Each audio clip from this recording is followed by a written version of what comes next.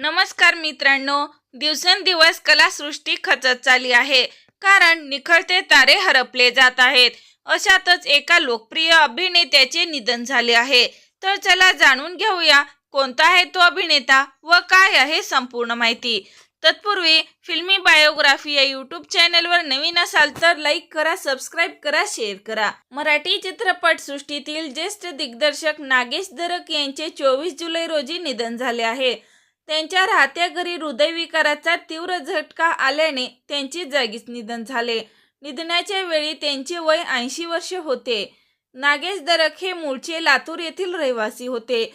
त्यांनी दिग्दर्शक कमलनगर तोरणे यांच्याकडे सहाय्यक दिग्दर्शक म्हणून कारकिर्दीला सुरुवात केली होती. त्यानंतर त्यांनी हिंदी चित्रपटसृष्टीतील सुप्रसिद्ध दिग्दर्शक मनमोहन देसाई यांच्यासोबत अनेक चित्रपटांमध्ये सहाय्यक दिग्दर्शक म्हणून काम केले होते.